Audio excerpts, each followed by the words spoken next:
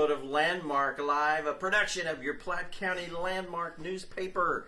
I'm Ivan Foley. This is my buddy Chris Kamler. What's up, man? Fake Ned. Fake Ned. You know him as the notorious Fake Ned. I go by many names. Oh, yes, None of do. them are all of them are four-letter words. Find him on Twitter as @TheFakeNed. Listen now, if you want a subscription to the Landmark, what you do is go to Twitter, hit up Fake Ned, ask for the Fake Ned special, and we'll get you a subscription and a tetanus shot. Really, tetanus shot, and you'll be immediately disappointed until you get your first copy of the Landmark. That's right. And then you will be hooked until we've got you hooked. Column. Just like it's like legalized drugs, really. It really is. It's very addicting. It's crack. It's great. Yes, it is. Chris's column is on page 3 every week, upper right-hand corner, and you'll love it. All right, or your money back, kind of. Wait, no, I wouldn't do that. Not that. Okay, the column's not that good, man. Don't put a warranty on it. That's fine. Tonight we've got a good show, as we do every time we're on. Uh-huh. Every show is a good show. We're going to talk some Chiefs. They're in the playoffs, you guys. Did you know that? One game away. One game away from the Super Bowl, right? It's 50 years, so obviously the NFL has rigged it so that we're going to win Sunday. Every 50. So, that means they better win it now if you and I want to see it in our life. Absolutely. Absolutely. So we got that to look forward to this weekend. Chris will actually be at the game, right? Apparently so, yeah.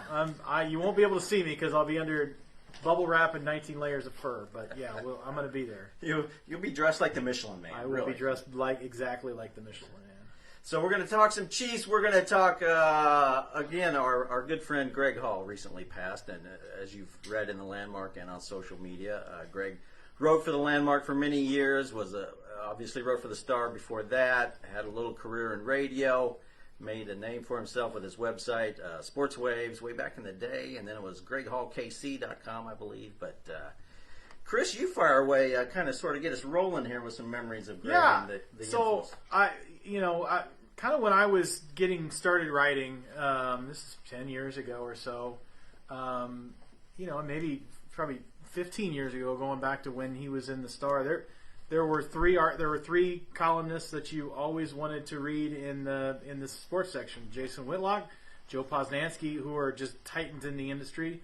But I kind of dug page 2 and the top of that column, and that was Greg's column, and it was really just poking fun at media, the radio, the television announcers, and it was in a Twitter type format. And so I'm not going to say he invented Twitter, but I really fell in love with the very short format that he would say a quote, he would say a little joke, and then he'd move on to the next thing. And I later adapted that, in Twitter world, because that's kind of the way my brain works, in very short, small words, short packages. And I really just kind of dug his writing and began to, in some ways, emulate it. I certainly was a fan. He was a poet as well. He wrote a really cool poem called Baseball Is. It prompted me to actually write to him and ask for a copy of it. He sent me a copy of it. It was very generous. And then later on in life, as I started to write for the Landmark, I realized that Greg also wrote for the Landmark, and this was kind of in his second revolution. And then once we're on Twitter, we got to know each other pretty well. And I just have always been a fan and an admirer, and later probably called a friend. And it was a real honor to know him, and unfortunate, sudden passing and all that. But great writer, great guy. Later in his life, he devoted kind of that Twitter idea to photography. He went to almost every cross-country meet that he could. And that was kind of cool over the last couple of weeks to see how the cross-country community, said goodbye and all that. And, hey, I got my picture taken by you a long time ago. I just want to thank you. So it was very, very cool. It always sucks to see people that you know and admire pass away, and this one was especially hard for sure because I enjoyed sharing space in the paper with him. I enjoyed reading his stuff, and I certainly enjoyed talking with him anytime I could, for sure. Absolutely. And you're talking about the running community. Greg was a marathon runner. Marathon runner. Yeah, he was. And I remember you were doing a radio show. I was. Right in 2013 when Greg was in the Boston Marathon, right? And I think my radio career was longer than Greg's, honestly. Oh, it It definitely lasted was. about 3 weeks. Mine at least lasted a year. And so. less controversial. Yeah, a little bit. And anyway, you buzzed at me that day and said, "Hey, I'm going to have Greg on because Greg had been there during the bombing, right?" Yes. Yeah, that was a really weird thing. So the day of the Boston bombing, the Boston Marathon bombing, Greg was a participant. He did not. I don't think he finished the race. I think he was still behind when that happened. But he kind of put his journalist hat on and started to record.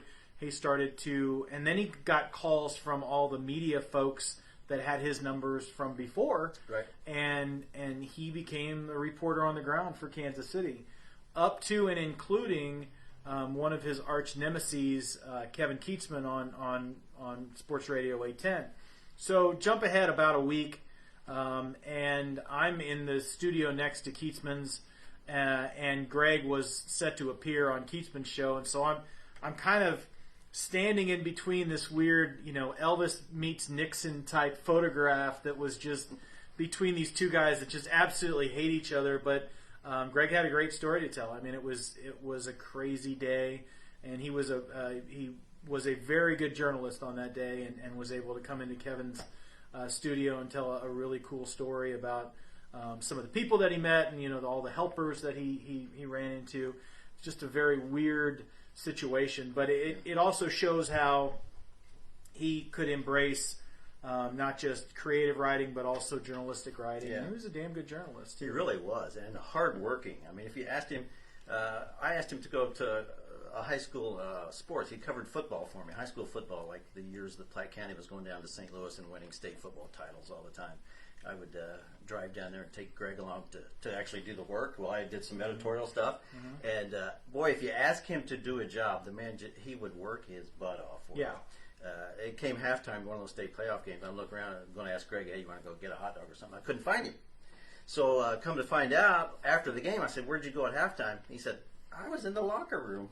He went into the locker room of the. It wasn't even the notes, getting quotes, man. It wasn't even the Platte County team. He went into the visitor to the opponent's locker room, sat in there, and was taking notes from the coach's halftime speech. It was amazing. I said, "How'd you even get in there?" He said, "Nobody said a thing. I just walked in." So. We're going to have Hearne Christopher on here in a little bit, and they spent time at the Star, but this tenacity that he's always had, just in him wanting to write. The story goes that he would just write these out or type out his columns and just fax them to anybody that he had a fax number for.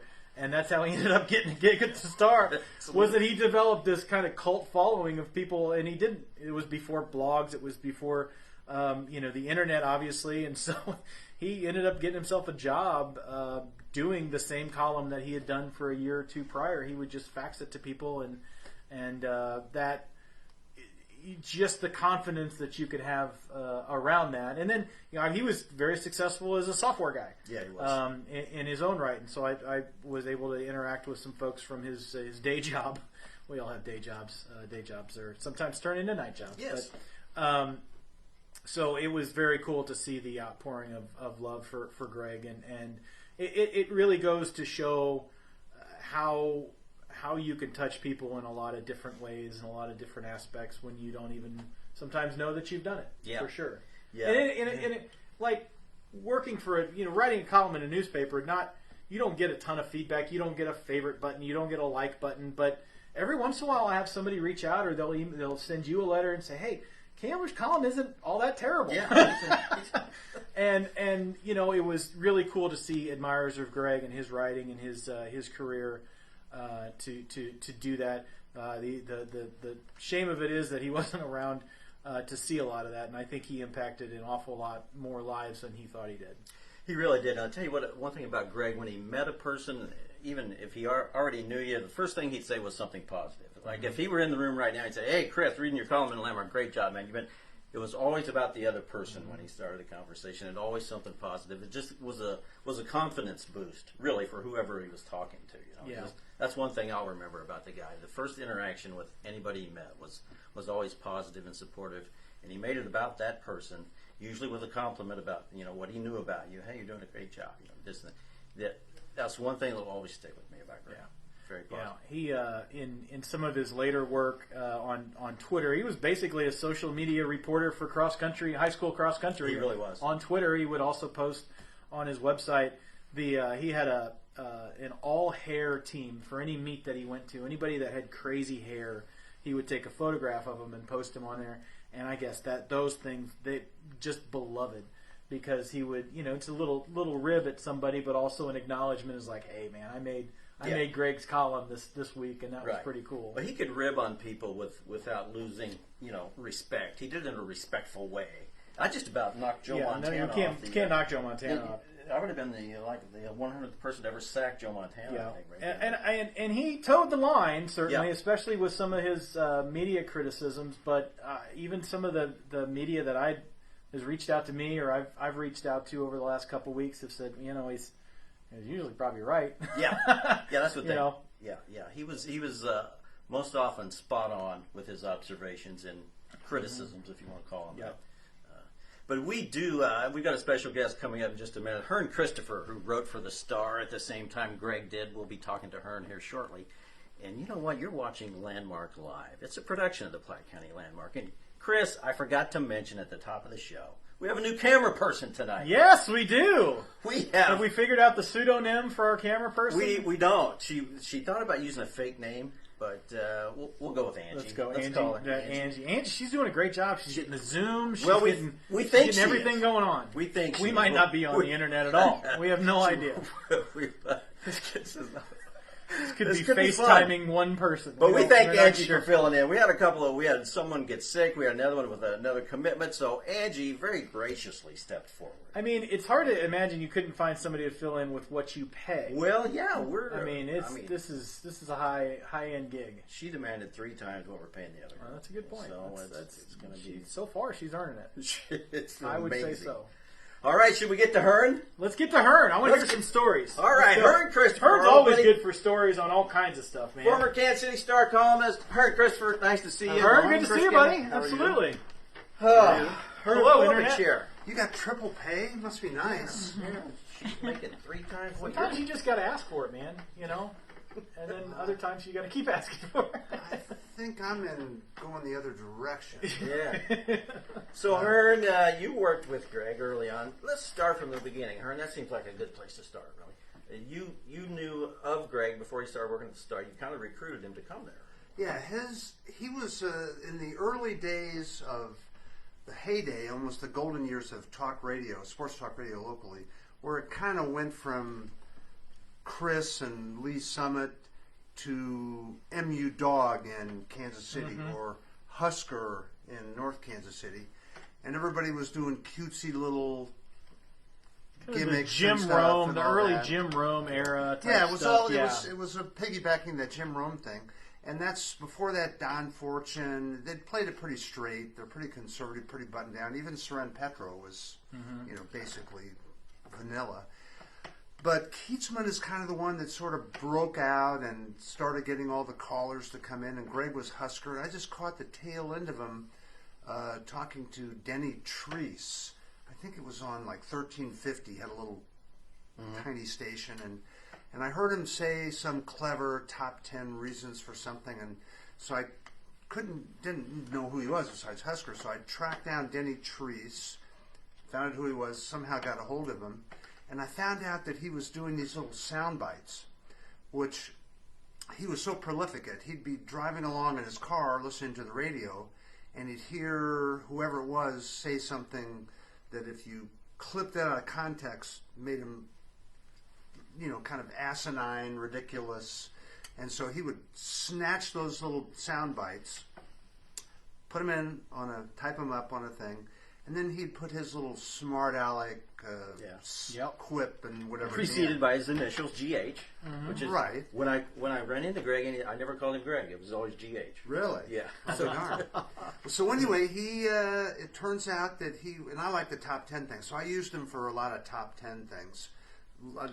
There'd be something in the news, I'd call him up and I'd say, can you give me a top 10 on that guy Dan Coffrin that ran for mayor? Right.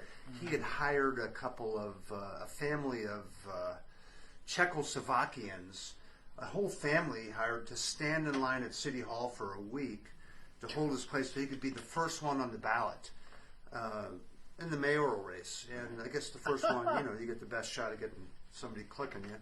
So it was kind of embarrassing that he hired all these Czechoslovakians. So Greg did the top 10 reasons that Dan Coffrin hired a family of Czechoslovakians to wait in line for him for the thing.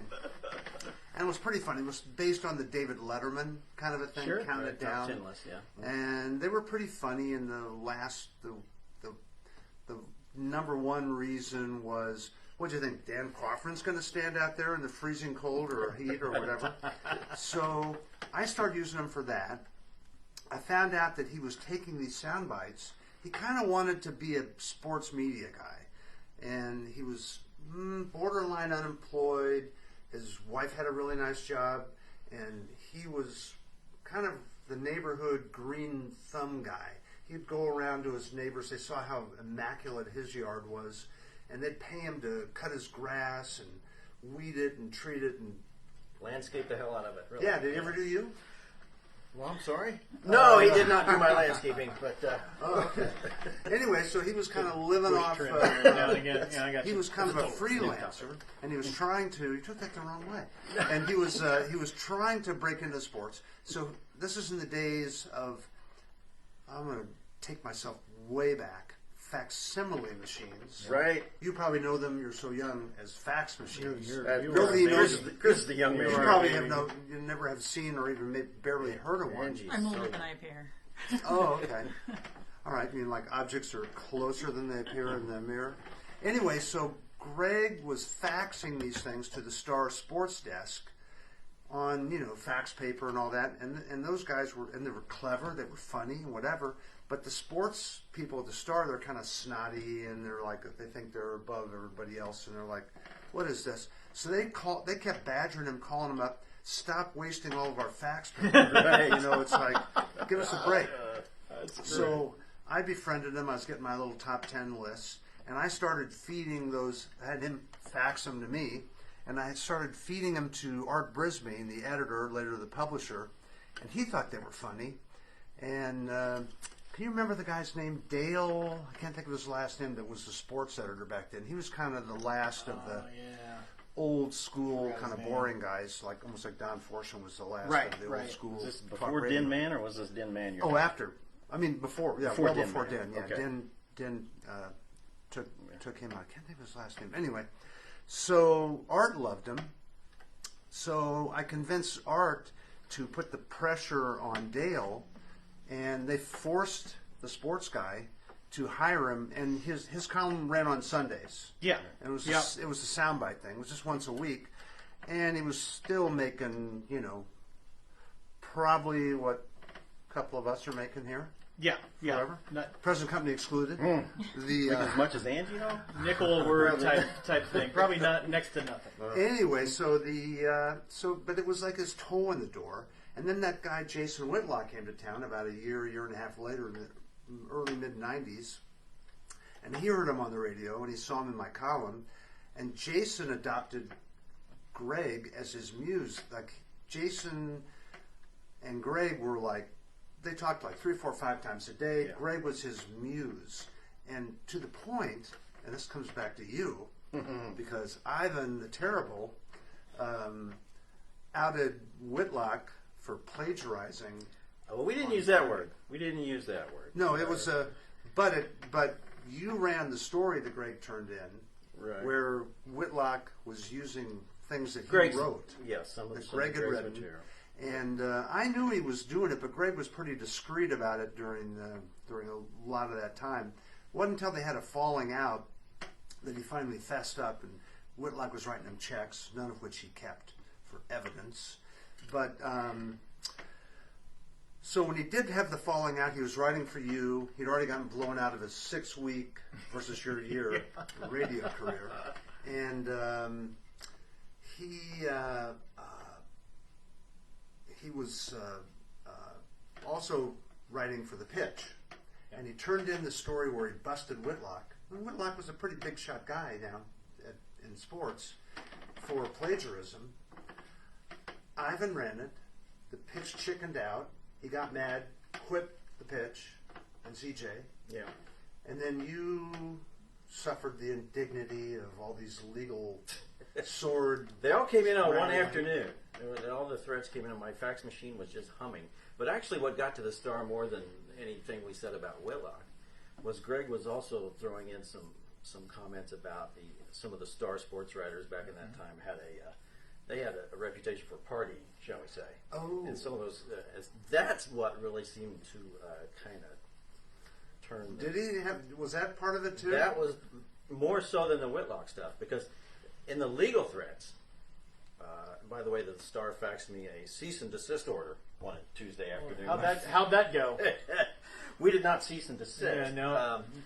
He used it to light his cigar. Yeah, exactly so right. that what really seemed to get them though was the stuff he was writing about the Star sports staff. Like down there. Flanagan, or I'm not going to say any names because frankly I'd have to go back and read the article. I know. They were they're not there anymore. Who he was writing about, but yeah, they seem to take real offense at the suggestion that their sports staff was a party crowd. They're very thin-skinned. The Kansas City Star. It's kind of interesting to see the way things have evolved, because they've gone from just under 2,100 employees, like 2007-ish, overall, to fewer than 200 right now. Wow. They sold off the main building. They sold off all the ancillary buildings. They owned a ton of buildings all around that area, just trying to raise cash for the parent company, McClatchy, and who's about a fourth of an inch away from bankruptcy. Shutting it all down. And they're already trying to offload the pensions that they have, because they're not going to be able to pay them by the time the year's over. So they've gone from this arrogant attitude like that over any little thing, to, oh my gosh, now they've totally abandoned ship on like the ethics and a lot of the things that they really prided themselves on journalistically.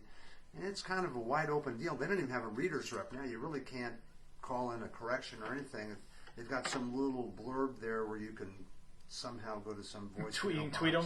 Well, they blocked me on Twitter, so that's fine.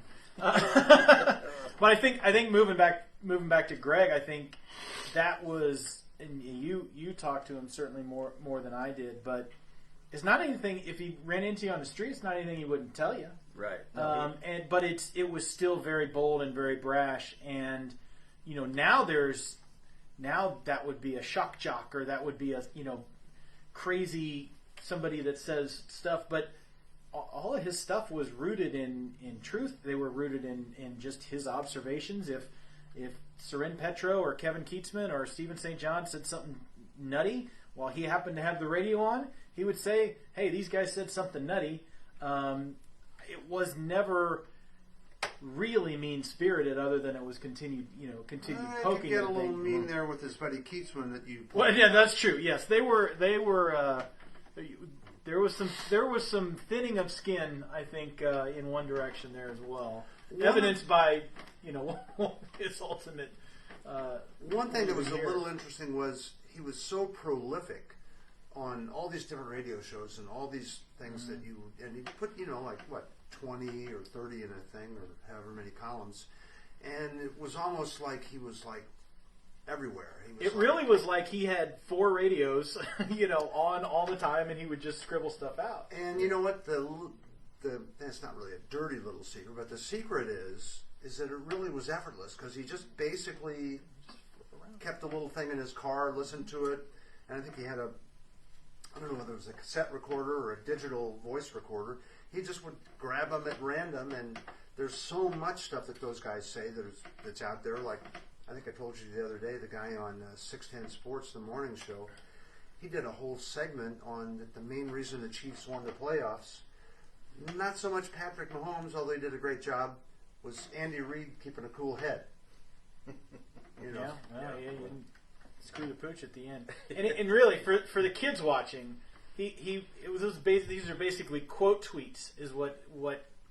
But it was 15 years ago, quote tweets. Yeah, and that was kind of the niche of it, is that these were these people's own words. I mean, I don't think even when he was criticized, it was ever that he was quoting incorrectly, even if it was a word or two off. It was this is something that this person said on the radio.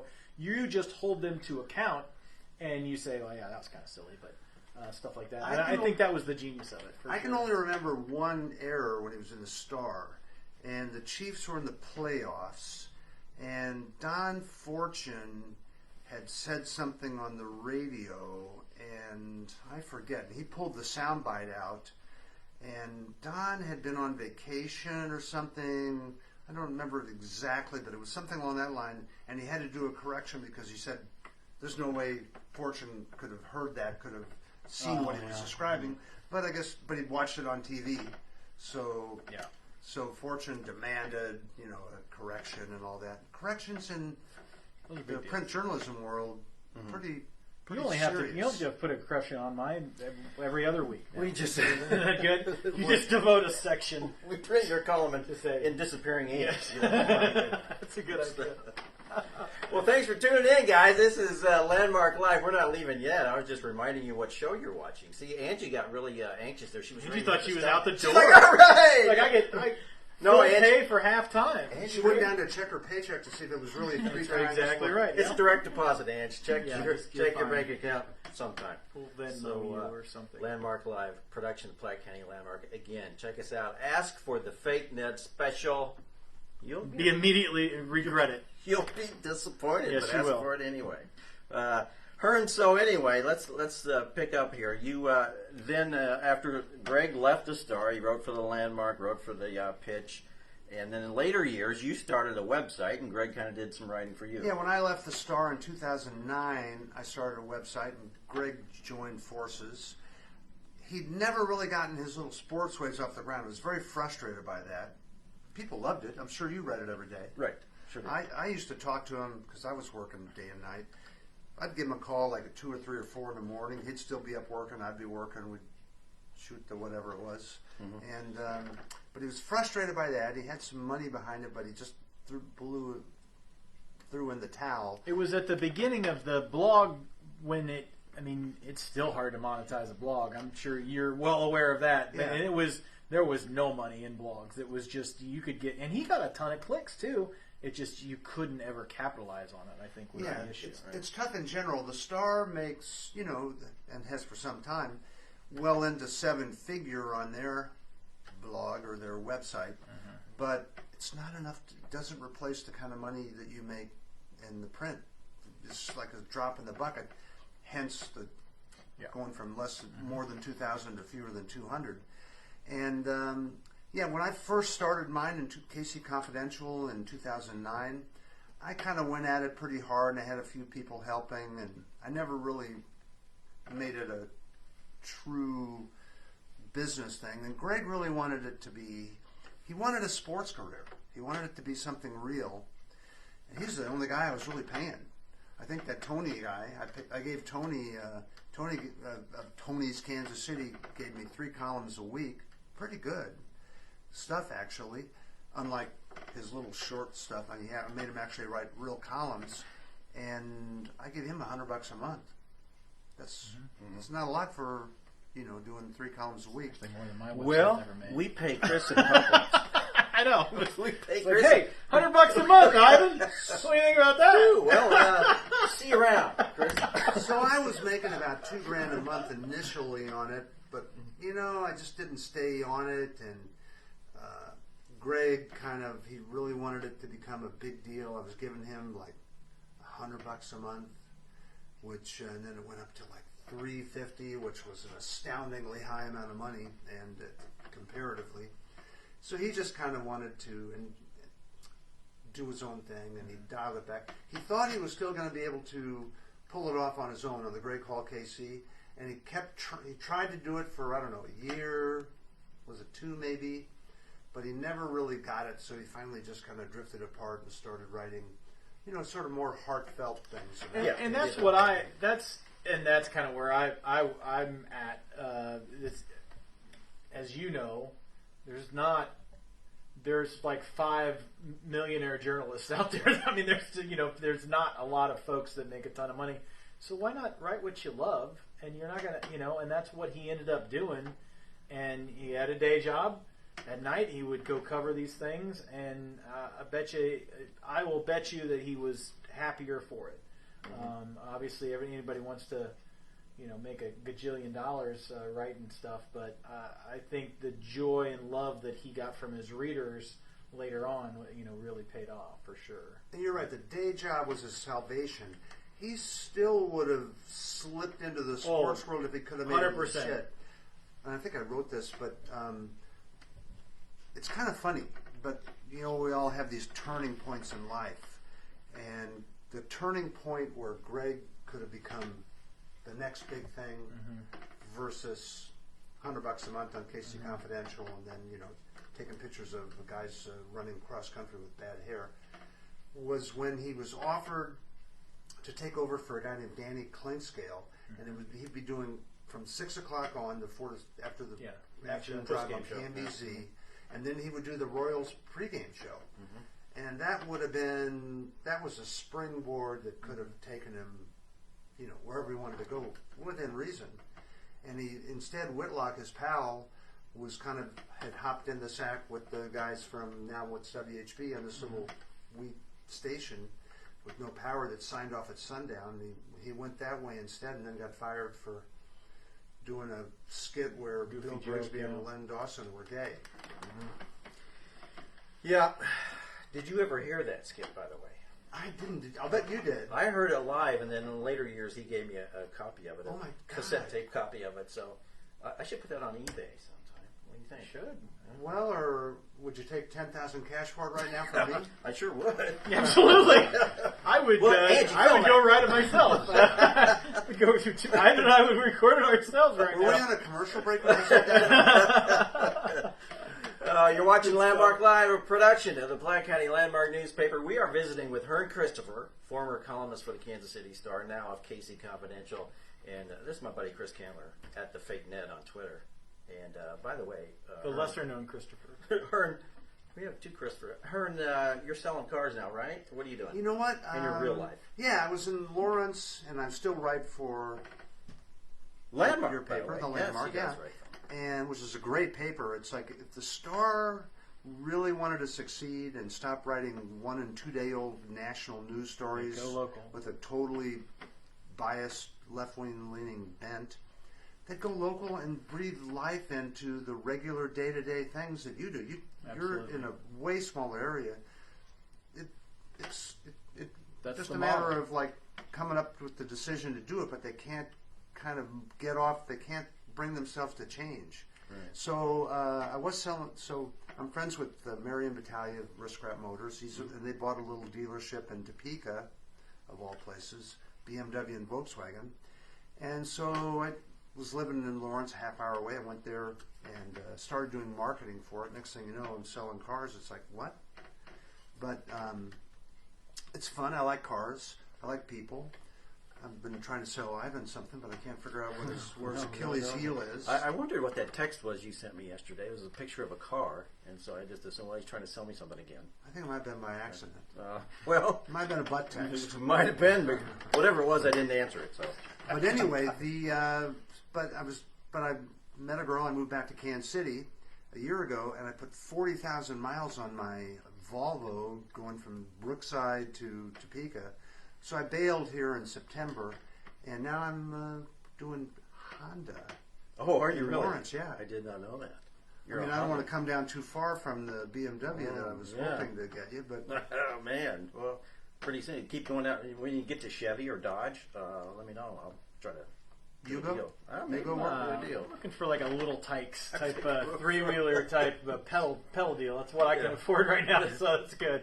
The wife explained to me that we were remodeling our kitchen. Oh, I've been following that a little bit. And you did your it wasn't a choice. It wasn't a question. Yeah, we got some stuff going on at the Kamler house. Well, it's like when you pull a string on a sweater. It's just you can't stop. You're just in for the next 3 years.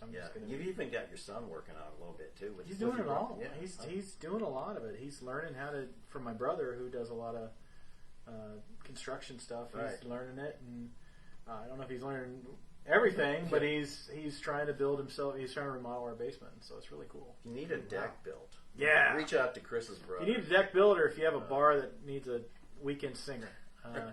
He'll do both. Both at the same time. But he could build a birdhouse and sing you a song all at the same time. Now, Hearne, you still doing the online dating? You were really into that for a while. We kind of relived that moment here. Oh my gosh! Via text the other day. What is your state of your love life now? I'm engaged. Okay. I'm engaged to Congratulations. an attorney in Kansas City, Missouri. Oh yeah. But those many years ago, like in 2009-10, when I first got divorced, and I launched like a really precipitous, online dating career. You haven't tried that, have you? No. Anyway, so.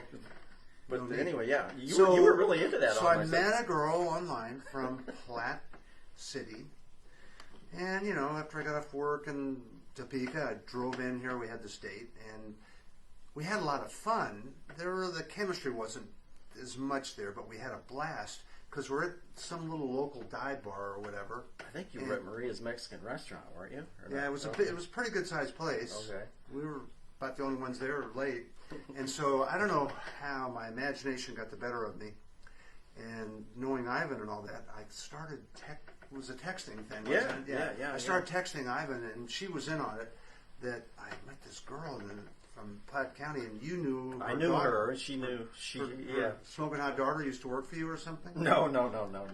But anyway, God, you get the stories confused. Well, the smoking hot daughter, you knew her. I knew the lady you were. Oh, dating. keep going. I see you squirming real good. She does have a She was daughter. only 21 or something, so it was clean cut. No. She was like 27-ish, but I knew this the mom that you were dating, right? And I knew of the daughter. And so we started talking, and she knew you, and we're joking around. And so I got this wild hair. Let's play a little prank on Ivan. Oh, I like so this we already. cooked up this little text deal that I'd hit it off so well with her that I was going to need some place to spend the night in Platte City. And so I'm texting Ivan, and it was kind of masterful, I got to say, because I didn't show my hand. You were swallowing it hook, line, and sinker. You're giving me advice back and forth, and where can I go? Well, I did not want you to ruin something there. No, I mean, it's the he bro was a code, great right? sport. The fact that she knew me, I'm like, Hearne, don't do anything to bring bad pub to the landmark. Well, but he was a great. He was really trying to help the little romantic thing and bro code. this I advice. love Well, it. you could do this, you could do that, and whatever. And every time I'd send him a leading text to show it to her, we would laugh like idiots. Yeah. And then you'd come back and we'd laugh about that. I was trying to help you, Hearne. I know. I mean, Ivan's got to be real careful though, because we are only 2 doors down from the Platte City Pool Hall. So you don't want to make that offer to everybody, because pretty much every night you would have somebody hanging out, and you don't want that, because No. One closing time is a rough time. One time, at Platte City Pool Hall. One time there was a guy in the pool hall at closing time. He got out and went to the alley and came to the back door of the landmark. We were gone for the day. Busted in the window, reached in, unlocked the door, came in. It was cold. It was wintertime. He slept all night long. And Cindy gets to work the next day, walks in the back door. She's putting her purse down. And a guy appears in the back of the office. He had slept on a pile of mailbags, post office mailbags back there. And just, let's say things went south and the police had to be called. But the guy was really kind. He ended up paying some restitution for the broken window. And, That's very nice. Did you manhandle him or anything? I wasn't there. Oh, Yeah, okay. Ivan would have. I mean, he wouldn't. He would. There would have been nothing left. Yeah, Ivan would have it would've just been taken ugly. to the woodshed. The guy was a lucky. Yeah, lucky he was guy, lucky it to be sounds like. alive. But too, anyway, for so sure. you don't have to do the online dating thing anymore. So you're No. But it was a clean-cut night. It just appeared to be otherwise. yeah. Now you were married for a short time, weren't you, to a nice young lady from Topeka, right? Did you ever meet her? Yes, I did. I Kimberly? was disappointed. Oh, you yeah. met her at one of the parties. Yeah, you and stuff, brought her to the Landmark Christmas party. She was real fun. I thought you kind of outdid yourself on that one. You kind of outkicked your coverage, I think, Hearne. Yeah, she was only 22 years younger than me. I thought you were going to say 22 years old. Not bad. Oh no! Because- That was the one. The daughter. That you was met. the one. There we go. Yep. Now we're good. Goodness. Totally There we platonic. Both of the relationships were platonic. Hey, I got a question for you. So your column famously has always been kind of a page 6 type. Around town. Here's what I saw. This is the thing. What do you have a good story or two about some of your favorite stories that you've maybe written about that might have a fun twist to them or something? Well, yeah, I can tell you. I mean, Nothing too bad. one of the things, but nothing too. Yeah. Did I skate too close to the line there Yeah. earlier? Yeah, I got a story to tell on you, but go ahead. Okay. Payback is, you know what. That's right. Anyway, so I would tell a lot of stories. I did a lot of speaking engagements, and this is in the days before everybody had phones with cameras and all that kind of stuff. And I would tell some outrageous stories. People, it's pretty popular in doing stuff. You know, I don't have too many. I mean, I have to go back and think a little bit because I'm not out there beating the streets as much as I used to. But like George Brett was one of my little objects of affection or affliction. I think everybody's got a George Brett in the wild story, and then So when he first got married, in my early days of the column, when he was first getting married to Leslie, she was an interior designer from Wichita, and her dad was from there, and so they bought this giant mansion right across from the famous Russell Stover mansion in Mission Hills. And so right across, it wasn't nearly as nice as the Russell Stover, but it was brick. It was, you know, it's probably today if you bought it, they've added on to it. Probably a $3 or $4 million house. So he's moving in there, and he had a little apartment or a small house in Fairway.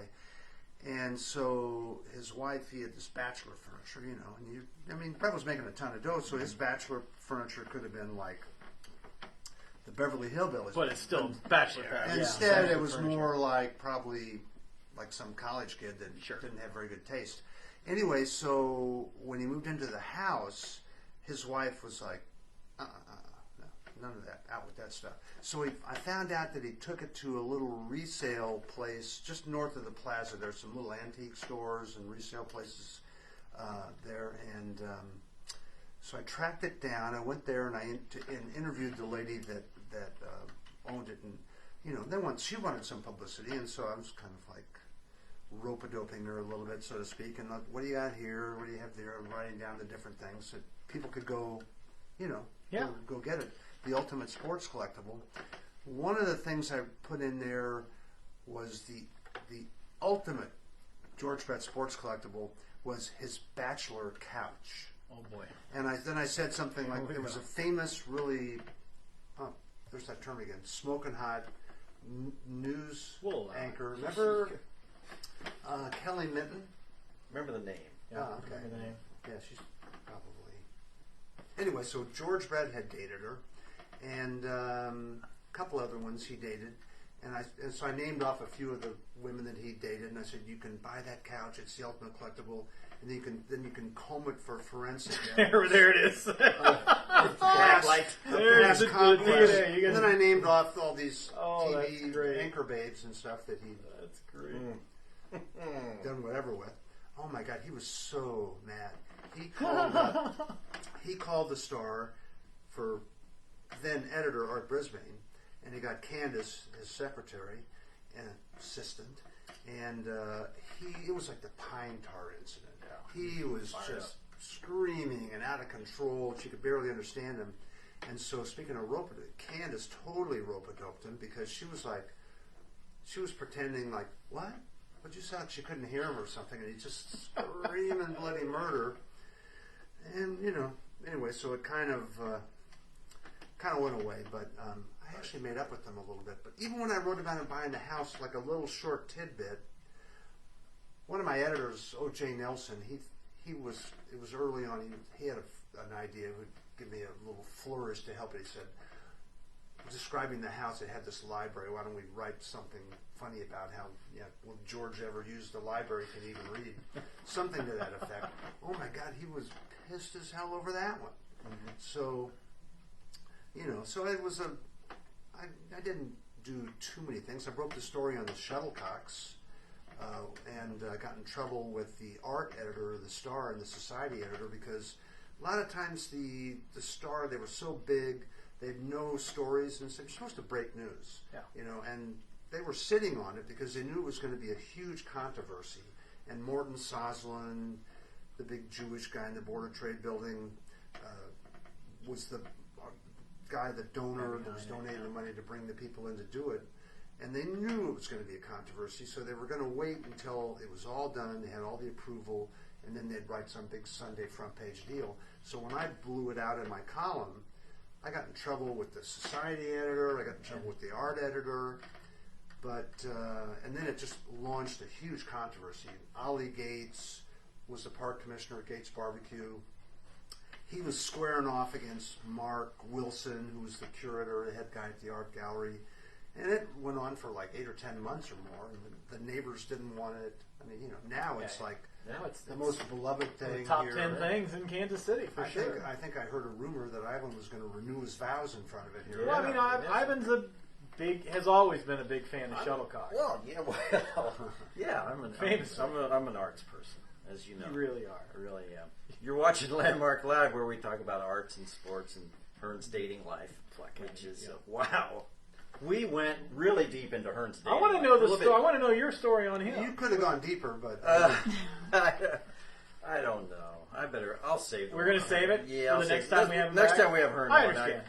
We got to tease that. I've got a story on Hearne I want to tell at some point. He needs but to it get won't it. be You need to get it vetted by the attorney. it really wasn't like a greatest hits experience, my dating life, quite frankly. It was, I had a good hit at the end because I met my fiance. Well, yeah, Absolutely. but That's all you need. that's what That's I the one you thought need. when you had the girl from Topeka. I thought, wow, Hearne's got a winner there. Yeah, I did. Yeah, so what happened there? Let's get into that. I got 2 words, or one hyphenated word. Bipolar. Oh, okay. I thought you were going to go prenup. Well, but I must have met her when she was on a good night because she was really fun. Most of her nights were good. She was fun at the Landmark Christmas party one year. I thought, Hearne did well. But I guess it didn't turn out well. Thanks, I think. right. So, what else you got for us? Anything? Now you're. Well, I talked a little bit in the column this week. I think you have it. Yeah, let's talk about that. Ivan's favorite sports announcer in the history of Kansas City and his history of Which is quite expensive. which was Mitch Holthus of the Chiefs. Mitch. I didn't know you felt that strongly about him. Oh, you asked me what Greg would have said about Mitch's calls, and Greg actually printed it a time or two that he thought Mitch, I think he called him Uncle Mitch. Kind of thought he was a little bit goofy. Got too far out there with some of his sayings and whatnot. And Hearne writes about that in this week's Landmark. His thoughts on Uncle Mitch and his. Well, he's kind of I don't listen to the radio that much, but it used to be years ago. You'd hear a lot of people say that when they watched Chiefs games on TV, they'd turn the TV volume down and listen to. I think Mitch was on it along with Kevin Harlan, then later Mitch. Yep. But they had Len Dawson, Lenny the was Chiefs, on, Chiefs and famous. Bill Grigsby, famous. And Bill Grigsby, another guy from your part of the world. Parkvillian. And so Mitch kind of fit in on that thing. But nowadays, I listen to him a little on the radio, and I don't know. It's just he's 62 years old. When somebody scores a touchdown, it's kind of like he's given birth to a baby duck or something like that. This hoarse, over the top, pseudo enthusiasm. It's very Don Kingish. It's maybe over the top, even yes. a little over the top. Don King, the boxing guy. Yeah, Don King, the boxing guy. It's I've never heard him scream like that. It's shtick, and it is just he. So a lot of people become kind of caricatures of their own selves in later because that's what people are known for. A lot of famous people. I think that's where Mitch is in his. He now has to do touchdown Kansas City and come up with these goofy nicknames for the players, the cheetah and all the other stuff. And your sweet nectar of the end zone. Sweet Yeah, nectar of whenever the end zone is a little. it's It's about 11 on a scale of 1 to 10. It's Yeah. like, what is it, like a hummingbird Dial or it something down like a notch. that? Yeah. So and then I found when I was doing a little research. Did you see that video we did online of the bathroom sink? I saw it when it came out. In October? Yeah. Strange. Yeah, it was kind of like just bizarre. The little bathroom sink with a really tightly cropped thing. He must have shot it with, like a flip phone or something that had a camera on it somehow. And then a piece of paper that says Chiefs Kingdom. I don't know. I'm glad your thing just says Chiefs, not Kingdom. Yeah, not Kingdom. Do you like that Kingdom concept? No, I don't actually. Yeah, it's like he's got the Chiefs Kingdom little piece of paper like in the bottom of the not toilet bowl but the little bathroom sink, white porcelain sink, and then he's like little paper cups, and you pick one paper cup up and it says loyalty, and then he does like a couple sentences about the loyalty, and he pours the water on and wilts the little and smears the ink on the little thing, Chiefs Kingdom deal. Goes over that about 4 times. He's got a little golden hammer along the top. It's just like, what happened? Did he just now discover psychedelic mushrooms? I want to know the flip phone that he recorded it on. Now I got to find this out. I need to renew my press pass up there. We need It looked like a 6th grade science experiment or something. Yeah, he didn't really know how to get the panoramic view in. Also, he didn't want to have whatever else was in the bathroom on this full display. We need to get him a TikTok is what we need to do, Ivan. So he's kind of a weird dude. The Chiefs must love him, but I don't know. I don't want to get Ivan in total trouble, but you apparently aren't wildly. No, I never listen to the games. Now, what I do hear sometimes is Mitch on the Monday night show he does from one of the high V's, and sometimes when I'm in the car driving home, I'll hear a little bit of that where he's kind of goofy too. But I don't listen to the radio call of any Chiefs game, but I've listened to enough to know what you're talking about. Yeah, and Greg had the same opinion that you did. Yeah, Greg had a lot of cool ideas. I think he mellowed though here. For sure. And we all do. Lost that edge. You haven't yet. I wouldn't say you're still rocking and rolling. Your razor sharp edges. I'll bet you if I went out to that Diamond Spanish sharp restaurant and pretended I was with some.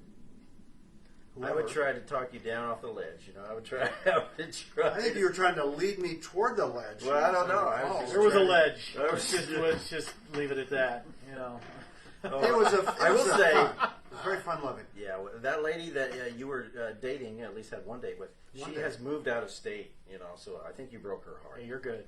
Yeah, well, it took her about 4 Love years him and for it leave to break him, or whatever. Love him and leave him, man. No, it was a total clean cut thing. I think it was like a handshake goodnight, and but the highlight of the date was rope-a-dope and you on. Well, I'm glad I could entertain you because it was what we left. We both laughed so hard we were like almost like weak. That's good. That's Did I ever tell you that it was not true? I figured it out. I figured it out. I have a challenge. When you called the motel and I wasn't there. Yeah, you eventually got a little too far-fetched. You went like Uncle Mitch over the top eventually with your text messages to where... At least I didn't get when you said touchdown Kansas City, I knew it. Yeah, that's only reserved for 2 reasons. All right, guys. Hey, we thank you for tuning in. We thank Angie Moody. Great job. Angie. That's a lot. It's hard work. It is. Her arms are getting tired. Look at her. She's like, get this show over with. Anyway, Angie, thank you very much for stepping in. We appreciate that. And Hearne, we appreciate you. Well done, buddy. Nice work. And thanks for all your work. And you ever heard that Rolling Stones song, Angie? I would imagine she's heard that. Have you? Once or twice. I had to ask. She's only behind the camera. She's not going to speak to us tonight. So that's she's been on this side of the camera. She'd have to quadruple her pay. Yeah, get a union card and all that stuff. Absolutely. Tune in next time. We don't know when next time will be, but we'll be here sometime, right, Chris? We might be celebrating a pre-Super Bowl run. Yeah. We'll have to do a show next week if the Chiefs win. Absolutely. Sure, we'll make time for the Chiefs for sure. Pre-game Super Bowl action. We'll talk to you soon, guys. Thank you.